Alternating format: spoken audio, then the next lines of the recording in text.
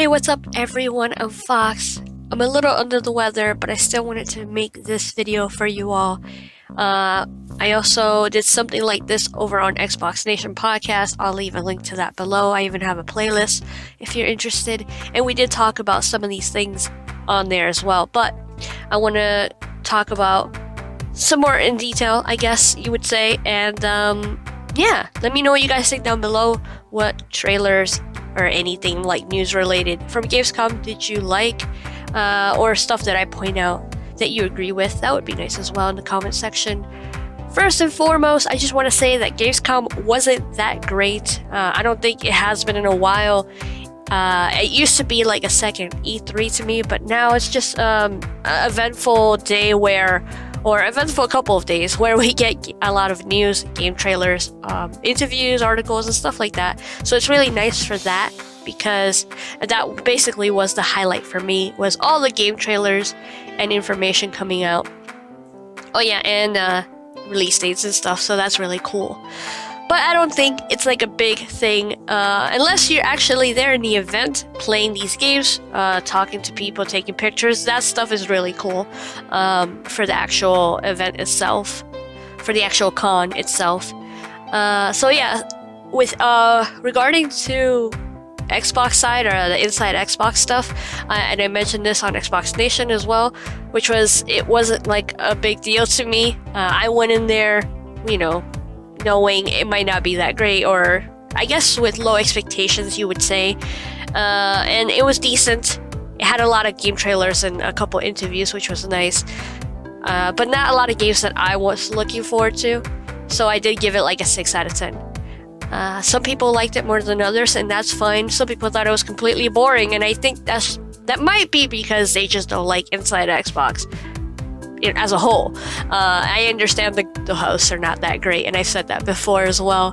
But some of the stuff that stood out to me, and this was rare, was the Hunt Showdown stuff. Looked really cool. I wouldn't mind playing it or trying it out, but I don't know if it's a game that I'm going to stick with at all. It does look crazy hectic and very scary.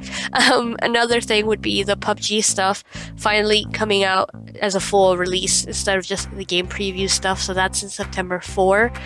And the thing I'm interested about that, which is finally they're gonna fix a lot of stuff, which is nice, but the war mode stuff, I want to try that. I want to play that. That seems like it's going to be really fun for me, and it has basically not much to do with the battle royale that everybody is used to now, so it's different, so that's what I want to try.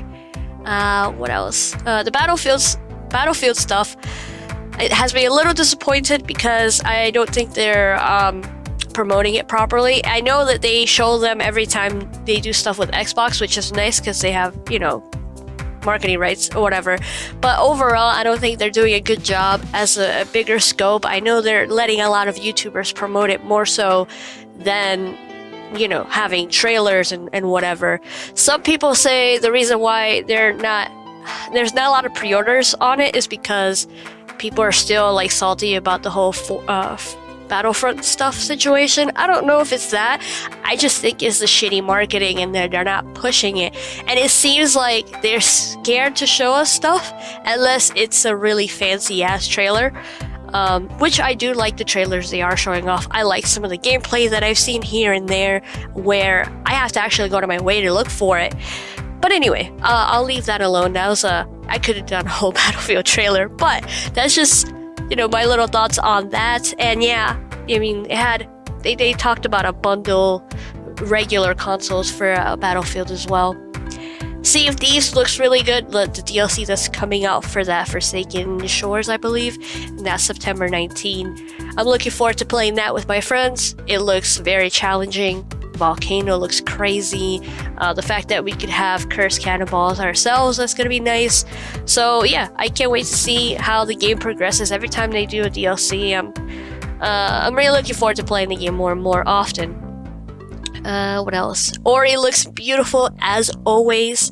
I'm gonna get that game no matter what, even though if I'm not that good at it or is very challenging, I still like Ori. It looks beautiful, and I want to get better at it, basically. What else? Devil May Cry 5 looks awesome, badass. I used to play the other one here and there. I don't think I ever beat them or cared so much for the story, but I really like the hack and slash, the gameplay itself. So it just looks massive to me. And this one actually has a release date, so March 8 is coming out. Can't wait, looking forward to that. They also showed off a little indie called Sable. That one looks beautiful. I want to try that. That's gonna look nice. And then obviously Halo finally has the 4K patch coming out. It's coming out in Game Pass for everybody to try it. They're redoing, I think, the UI and the multiplayer, like, as a whole. So I'm looking forward to seeing how that is. Halo is a game that I could always go back to and enjoy the campaign, play it in co-op with my friends, or whatever. I really like Halo, just overall. And yeah, I don't know, I feel like they spent too much time talking about the arcade cabinet, in my opinion, but whatever. I'm still looking forward to Halo, and that's going to be on September 1st, so I can't wait to try that one out. Another thing they talked about briefly, which I just can't wait, and I'm happy to see the trailers and everything, but I just want to play the game right now, and that's Shadow of the Tomb Raider, obviously, so I can't wait. I didn't expect to see a custom console for that. I'm happy that has a bundle, just like Battlefield. They have marketing rights, that's fine. But if Rise of the Tomb Raider didn't get a custom console, obviously I didn't expect this one to get one either. So either way, I just can't wait for the game itself. And every time I see it, I can't wait. And also, I'm like, holy crap, it looks way harder than the other games. So I don't know, we'll see how that goes. I just can't wait. And then the last thing that stood out to me was the Forza. Forza looks awesome. I can't wait to play that as well. 60 frames is going to be beautiful, but very disappointed that that one didn't have a custom console. That's your exclusive coming out this year. I think that you should have, made sure it shined through, it stood out, and it has a regular bundle just like the other games where it has, the X and the white S, and that's it.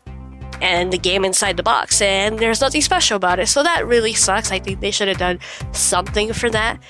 So that's very disappointing on that end.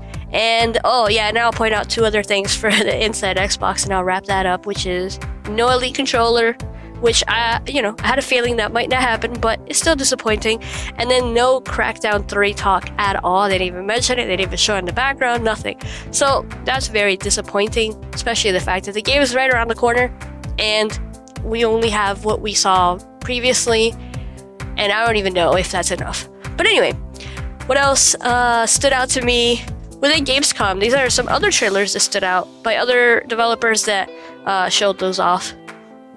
The first one is finally coming out, and that has a release date for January 18, and that's Ace Combat 7, which they said they were going to release a long time ago, or they tried to, and it just wasn't working out at all. And now it looks like they're ready, so that's cool. I haven't seen Ace Combat for a long time, so that has a, so that's coming out. Another one, shout out to my friends who are really looking forward to it, not really me so much, would be Shenmue 3, but it has a release date as well, which I'm surprised. I thought that one was going to be a little bit longer, and that's coming on August 27, 2019. So that's coming out next year. So that's cool. I'm happy for anybody in the community who's looking forward to that.